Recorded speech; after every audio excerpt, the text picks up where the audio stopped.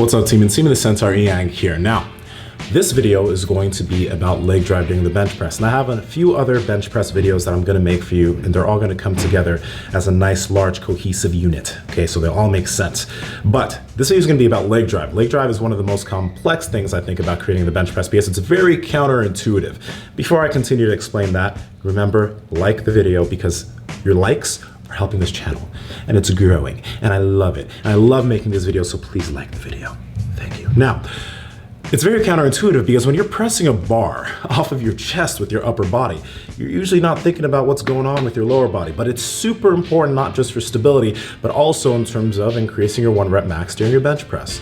So we're gonna talk about how to create proper leg drive with 2 different foot positions that you'll typically see powerlifters use. And those foot positions are heels off of the ground, pretty much your toes are on the ground when you're benching, and flat feet on the ground, okay? Now, things to think about. If you only have your toes on the ground or your heels off of the ground, this is legal in the USPA, SPF, a majority of other organizations, but it is not legal in the USAPL/IPF. In that organization, your heels have to be, or your foot needs to be flat on the ground. If your foot doesn't keep full contact with the ground, you're getting 3 red lights, and no one likes 3 red lights. Now, let's talk about the biggest error that I typically see with people attempting to create leg drive.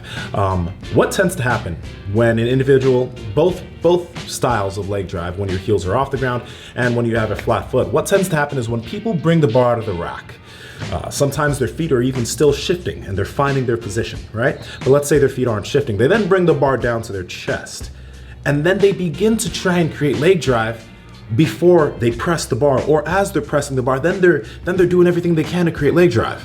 But the thing is, it's already too late. It's too late to actually start doing that. You need to have started creating leg drive at the start of your press. So first, let's talk about how to create leg drive with your toes on the ground and your heels off the ground, pretty much toes on the ground. I'm just gonna use toes on the ground. How to create leg drive with your toes on the ground, okay? Now, when your toes are off the ground, the way to correctly cue leg drive, or a cue that I like to use for people, is imagine that you're just trying to bury that heel through the ground. Okay, it's not gonna happen. Your heels aren't gonna end up touching the ground, but you're gonna feel all of that tension build up as you try to do that. But the thing is, the big deal here is that you need to already start creating that leg drive, okay, before you unrack the bar. Or once you get your hands on the bar and it's still in the rack, you should already be trying to dig your heels into the ground and create that leg drive. Now, this goes even if you're a self-unracker, you're someone who unracks the bar by yourself, or you're someone who has someone take the bar out for you. That leg drive should be already created once your hands touch the bar. Okay, you'll feel a massive difference, especially as the bar is coming down, because you're gonna start feeling more stable because you've already created all that tension throughout your whole body, not just your upper body, as the bar is descending towards your chest. Okay, and when the bar touches your chest, you've already started creating all of that leg drive, so you're gonna have an even stronger, smoother press.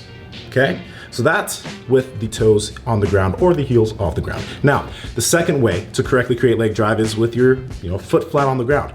And a cue I generally like to use for this, and things that have worked for people, is imagine that you're maybe doing a leg extension, okay? And when you're doing a leg extension, if you're doing that with your body on the bench, typically you're gonna feel like you're pushing yourself. Let's say this is the bench and this is your head on the bench. You're typically trying to like push yourself towards the back of the bench or the wall behind you.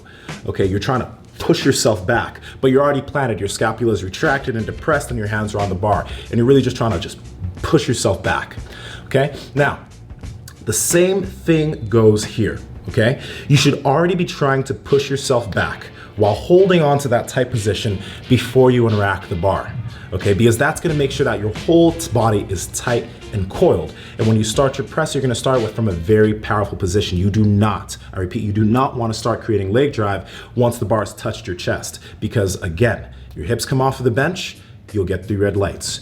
No one likes 3 red lights. I know no powerlifter that has liked 3 red lights, okay? So, let me know if this makes sense. Let me know if you have questions about this, because you probably do. It's not that easy. It's very counterintuitive, but once you get the hang of it and feel all that nice activation going on in your lower body, you'll thank me. Now, Centaur Form Fix number 5 is coming to the channel probably in 2 days from when this video is posted. I'm gonna be filming it on Friday or Saturday. Thank you for sending all those videos. I'm gonna have a lot of fun critiquing all these videos. And yeah, it's gonna be awesome. So that is all, that is it. I believe this is it. Remember, comment down below if you have any questions. Comment down below if you have any questions from the Q&A that I posted the other day with my brother Babatunde. That is the most dislikes I've gotten on a video in a long time. So Baba must have really offended some of you. And I apologize. It's just the way he is. This is Nsima the Centaur Iang from Break the Bar, Be an Anomaly, and I will talk to all of you very, very soon.